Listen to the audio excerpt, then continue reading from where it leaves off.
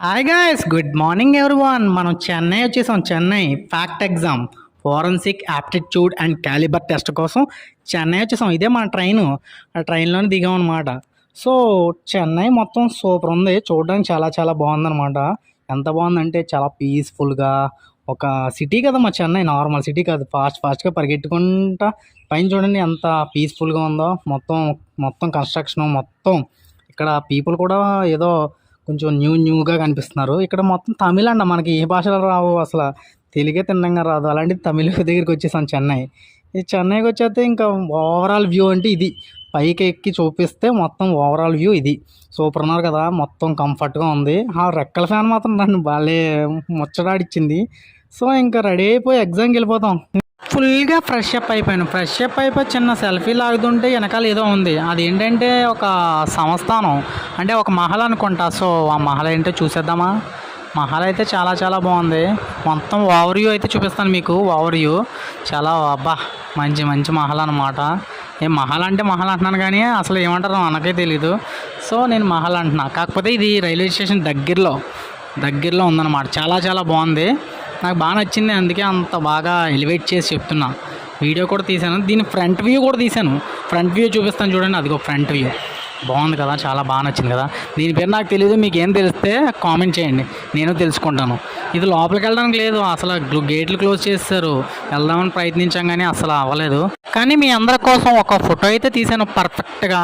చాలా బాగా వచ్చింది ఫోటో మాత్రం, ఇదే ఆ ఫోటో. సో ఇంకా ఫ్యాక్ట్ ఎగ్జామ్కి వెళ్ళిపోదాం. Continue the next reel. చెన్నైలో ట్రైన్ దగ్గరనే మార్నింగ్ రెడీ అయిపోయి ఎగ్జామ్ సెంటర్ దగ్గరికి వచ్చేసాం. కాకపోతే టిఫిన్ చేయాలి కదా. టిఫిన్ కోసం ఒక షాప్లో దూరేసాం. అక్కడ మెనూ చూస్తే తమిళ్ తెలియదే మనకి.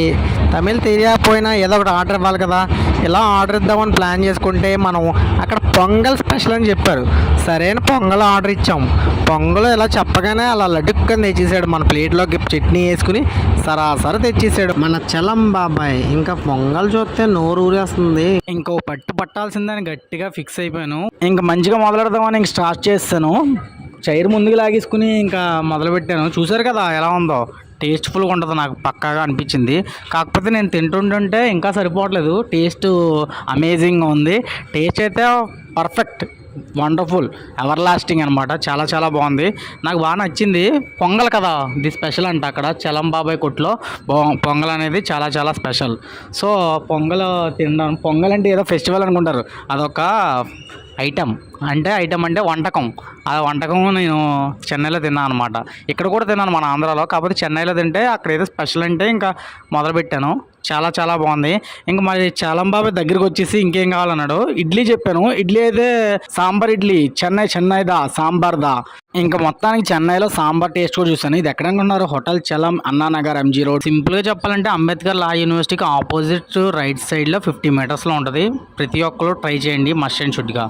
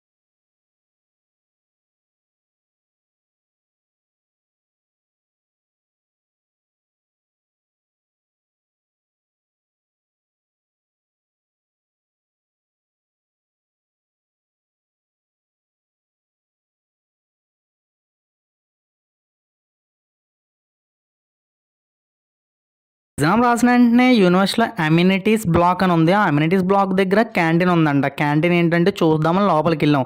క్యాంటీన్లో ఏముందా అని. ఇక్కడ ఏదో మెనూ ఉంది. మెనూ చూస్తేనేమో తమిళ్ తెలియదే మనకి.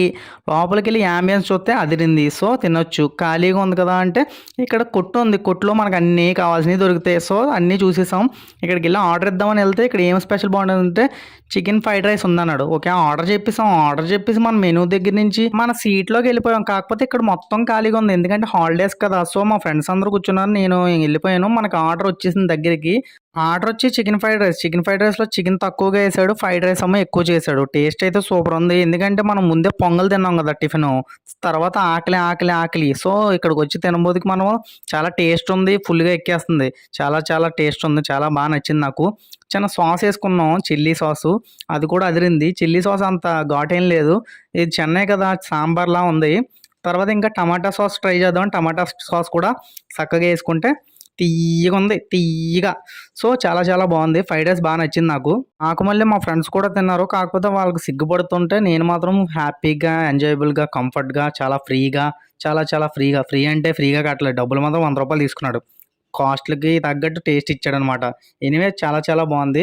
ఫైనల్గా మళ్ళీ టమాటో సాస్ ట్రై చేశాను. ఎందుకంటే టమాటో సాస్ చాలా బాగా నచ్చింది నాకు. నేను బాగా ట్రై చేసి మంచిగా తిన్నా. చెన్నైలో నా నుంచి వచ్చే సజెషన్ ఏంటంటే చెన్నై వెళ్ళామంటే పక్కాగా సాంబారు తాగాలి, అలాగే పొంగల్ తినాలి. అది మంచి సజెషన్ అనమాట. ఎనీవే కంప్లీట్ చేసి అలా బయటకు వచ్చేసి కూల్ డ్రింక్ కొనుక్కున్నాం. ఇందాక షాప్ చూపించాను కదా, 4 స్ప్రైట్లు కొనుక్కున్నాం చక్కగా తాగుదామని. 4 స్ప్రైట్లు పెట్టుకుని బయటకు వచ్చి హీరోల్లాగా ఫోజులు ఇచ్చుకుంటూ దుమ్ము చాలే స్ప్రైట్ తాగేసామే అన్నట్టు వచ్చేది. ఎండకు మాత్రం దంచేస్తున్నాడు సూర్యుడు బాబాయ్, మామూలుగా లేదు దంచేస్తున్నాడు. అలా ఎండలో బీచ్ కానీ స్టేడియం కానీ ఇంటికి కానీ వెళ్ళిపోవాలి సార్. ఫ్యాక్ట్ ఎగ్జామ్ అయిపోయిన వెంటనే రైల్వే స్టేషన్కి వెళ్ళిపోయాము. లోకల్ రైల్వే స్టేషన్లో టికెట్లు తీసుకుని అలాగా చక్కగా రైల్వే స్టేషన్ లోపలికి వస్తాం. రైల్వే స్టేషన్ మాత్రం అదిరింది. మామూలులాగా లేదు రైల్వే స్టేషన్. అంబియన్స్ మొత్తం సూపర్. సూపర్ అంటే మామూలు సూపర్ కాదు, సూపర్ అంటే సూపరా. చాలా చక్కగా ఉంది అంబియన్స్. చూస్తూ ఉండగా ట్రైన్ వచ్చేసింది. అసలు ఈరోజు Chennai RR match. So crowd కూడా చాలా ఎక్కువగా ఉంది. మనం చక్కగా ఎక్కేద్దాం. ట్రైన్ ఎక్కేసాం. ఫైనల్గా ఎక్కేసిన తర్వాత అక్కడ నుంచి ఇంకా మనం మెరీనా బీచ్కి వెళ్ళిపోదాం. మెరీనా బీచ్కి వెళ్తుంటే బయట నుంచి వస్తుంటే మొత్తం లొకేషన్ కూడా అదిరింది. అలాగా చెన్నై మ్యాచ్ ఉంది కదా ఈరోజు చిదంబరం స్టేడియంలో. ఇదే కనిపిస్తుంది కదా, ఇదే చిదంబరం స్టేడియంలో Chennai versus RR. Rajasthan Royals versus Chennai Super Kings. మన తలైవా ఫ్యాన్స్ అయితే చాలా ఎక్కువ ఇక్కడ చెన్నైలో. సో అందరూ రైల్వే స్టేషన్ నుంచి అందరూ బయలుదేరిపోయారు. మొత్తం ట్రైన్ అంతా ఫుల్ అయిపోయింది. ఆ ఖాళీలోంచి బయట తీసాం ఇలా వీడియో, చిన్న వీడియో. ఫైనల్గా మొత్తం షూట్ చేస్తాం. స్టేడియం మాత్రం పెద్ద స్టేడియం, చిదంబరం స్టేడియం. లక్కీగా మెరీనా బీచ్కి వెళ్తుంటే ఈ స్టేడియం కూడా చూసే అవకాశం దొరికింది నాకు. చాలా హ్యాపీగా ఫీల్ అవుతున్నాను. ఎందుకంటే మళ్ళీ ఎప్పుడు వస్తామో ఏంటో చెన్నై అని కదా. మీరు కూడా చూసండి, లుక్ వేసుకోండి. ఫ్యాన్స్ మాత్రం మామూలుగా లేరు.